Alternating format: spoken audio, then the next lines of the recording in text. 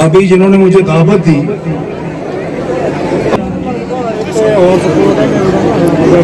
तो मैं शुक्रगुजार हूँ कि उन्होंने मुझे यहाँ अपनी कीमती मौजूदगी से नवाजा और हमें दावत दी। हमारे बीच मौजूद यहाँ आप सबका तहे दिल से शुक्रगुजार हूँ। आपकी चाहत की वजह से मैं आज यहाँ बहुत जरूरी मैं कश्मीर अफेयर को देखता हूँ और अशोक कौल साहब, रविंदर रैना जी, हमारे चुग साहब सेंट्रल जो हमारे प्रभारी हैं, ये सब लोगों का प्रोग्राम था हमारा श्रीनगर में 4 दिन का। और भगवान श्री चंद्र जी जो गुरु नानक देव जी के बड़े साहबजादे हैं, मैं उनके श्री चरणों में समर्पित हूँ। जिंदगी उनके आगे सरेंडर की हुई है मैंने। मैं सारा कुछ अपने प्रोग्राम तर्क करके सबसे माफी चाह के, आज उनका जन्मदिन है, भगवान श्री चंद्र भगवान का पूरी दुनिया में जन्मदिन मनाया जा रहा है बड़े जोशो हल्ला से। और आज श्री चंद्र नवमी के नाम से आज के दिन को जाना जाता है। आप सबको भगवान श्री चंद्र की जन्मदिन की मुबारकबाद पेश करता हूँ। और आप लोगों के लिए मैं कुछ आशार पेश करना चाहता हूँ। जुबान पे होगा मगर दिल पे इख्तियार नहीं, कहूँ तो कैसे कहूँ मुझको आपसे प्यार नहीं। चांद को छूने की तमन्ना रखता हूँ, चांद को छूने की तमन्ना रखता हूँ, सूरज को मिलने की तमन्ना रखता हूँ, मगर सबसे पहले अवामे जहां तुझको खुश देखने की तमन्ना रखता हूँ। आज इस खुशी के मुकाम पर आप सबको बासुकीनाथ जी देवता का जो जन्म, जहां पर जो दिन मनाया जा रहा है, यहाँ पर जो आपका कई दिनों से मेला चल रहा है, उसके लिए मैं अपनी बहनों को, माताओं को, बच्चियों को, सबको मुबारकबाद पेश करने के लिए सह परिवार आपके बीच में यहाँ मौजूद होने के लिए आया। और रही बात जम्मू कश्मीर की, तो मैं आज आपको अंधेरे में नहीं रखूं, क्योंकि मैं उन लोगों में से नहीं हूं जो बटलर होते हैं। मैं साफ गोई से जाना जाता हूं और साफ गोई के लिए मशहूर हूं। 40 साल से पॉलिटिकल फील्ड में हूं, एज ए सोशल एक्टिविस्ट हूं, south Asian human right council का स्पेशल इनवाइटेड मेंबर हूं, nominated by PMO office. UPA first ने मुझे नॉमिनेट किया हुआ है, जिसमें एनएसए के चीफ के द्वारा नॉमिनेशन होती है। वर्ल्ड लेवल पर जितने कश्मीर डिस्प्यूट के लिए सेमिनार होते हैं, उनमें अक्सर जाता हूं और आपके कश्मीर को, जम्मू कश्मीर को रिप्रेजेंट करता हूं एज ए डोगरा लीडर। लेकिन आपको फख्र से कहता हूं कि कभी आपको डोगरों की पगड़ी को कभी शर्मिंदगी का हिस्सा नहीं बनने दिया। हमेशा आपकी लाज रखी, अपने बुजुर्गों की लाज रखी। जम्मू कश्मीर के लिए मैं इतना कहूंगा,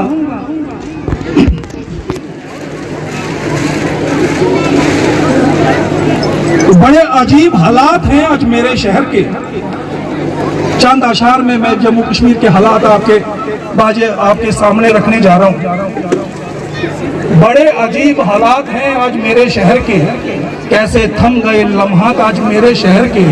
कौन अपना है गैरों में और गैर अपनों में, कसौटी पर हैं ये जज्बात आज मेरे शहर के।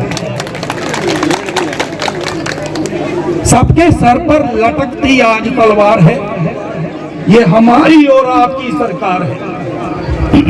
कुछ ना कहना अकल के इन अंधों से, दुनिया चलती है मेरे दोस्तों आज ऐसे ही बंदों से।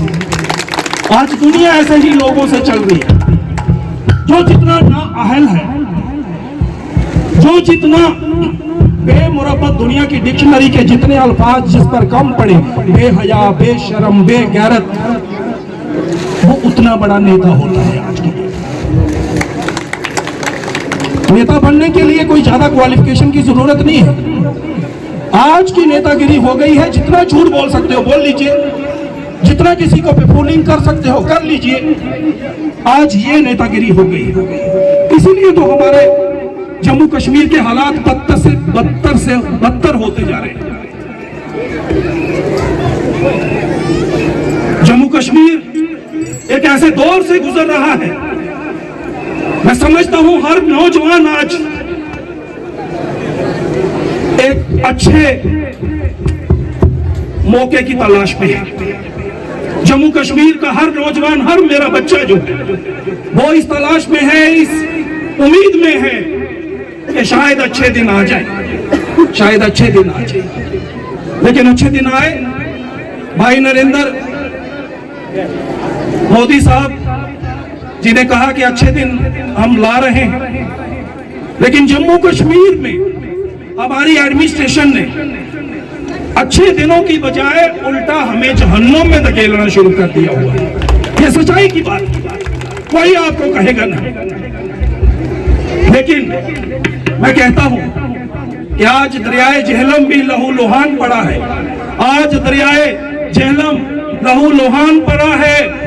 आज दरियाए चनाब, दरियाए तबी बीची को पुकार के कह रहा है कि जाने किस हवा की नजर जम्मू कश्मीर को जन्नत से जहन्नुम बना। उम्मीद है कि अच्छे दिन होंगे, उम्मीद पर दुनिया कायम है। मैं अभी सरपंच साहब को पूछ रहा था कि सरपंच साहब आपको बनी में यहाँ 60 सालों से, थोड़ा सा इसका इको कम करिए, 60 सालों में यहाँ मुझे लगता नहीं है कि जितना काम होना चाहिए था हुआ है।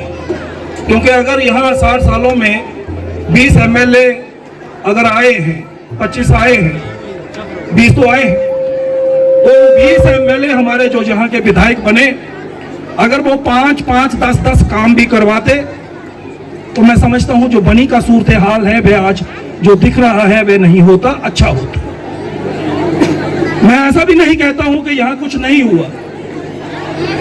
कुछ आप जैसे जहीन लोग हैं और आप जैसे जो पढ़े लिखे लोग हैं वो समझते हैं इस बात को कि यहाँ क्या होना चाहिए था और क्या नहीं हुआ।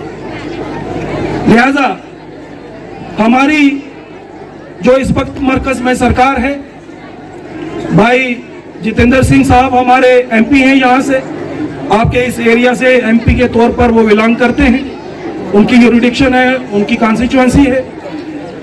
ये डुगन, ये पूरा बनी, बिलावर, डिस्ट्रिक्ट कठुआ आपका जो है ये सारा उनकी इंतजामिया में आता है।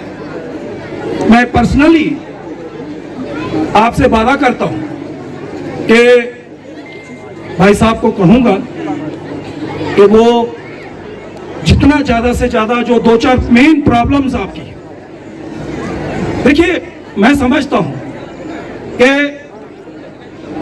बनी जो है ये मरकज है, बनी में सब डिविजनल मैजिस्ट्रेट बैठता है। बनी जो है ये टूरिज्म के नक्शे पर 1 नंबर पर आनी चाहिए डिस्ट्रिक्ट कठुआ में, जो नहीं है। ये जरूरी है और ये होना चाहिए।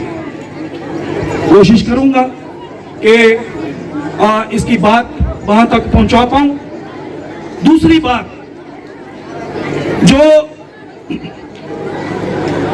सुविधाओं की बात है, इंतजामिया की बात है, तो मैं समझता हूं कि इंतजामिया में कम से कम बनी में हायर सेकेंडरी एक है, बनी में एक हायर सेकेंडरी गर्ल्स का भी होना चाहिए था।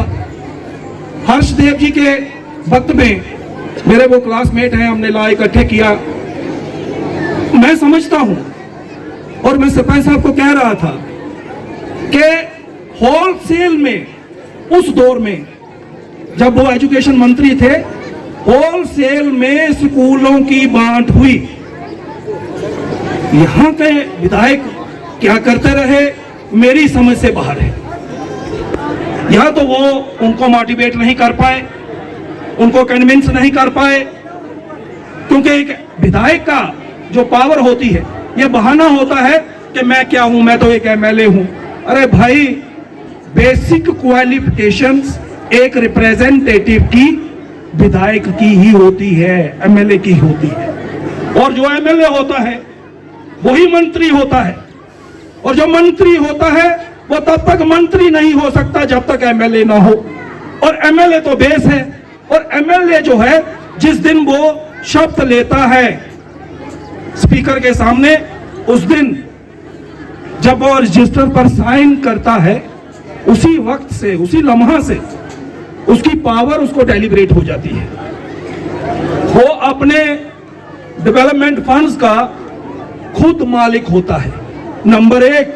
और नंबर 2, हजारों स्कीमें ऐसी होती हैं जो मरकज के डिपार्टमेंट्स की और स्टेट डिपार्टमेंट्स की, जिनमें एमएलए जाकर मंत्री से, सीएम से, डिप्टी सीएम से, सबसे जाकर चीफ सेक्रेटरी से, सबसे जाकर उनको अपनी प्रॉब्लम से, जनता की प्रॉब्लम से उनको वाकिफ कराते हुए, जनता के लिए लड़ झगड़ कर, डिमांड करके, मांग करके वो उनकी हिस्सेदारी में उनको लाता है। और उनके घरों में वो इंतजामिया जो डेवलपमेंट फंड्स के तौर पर आप लोगों के जो रोजमर्रा की जरूरियात हैं, जैसे स्कूलात, पढ़ाई तो बेस है, पढ़ाई के बिना कोई माशरा, कोई सिस्टम चलता नहीं है। एजुकेशन के बिना कुछ नहीं होता, वो सबसे बेस है। तो एजुकेशन जो है, जब एजुकेशन में हमारे लोग अगर कुछ ना कर पाए तो इससे बड़ी नाइंसाफी हमसे क्या होगी।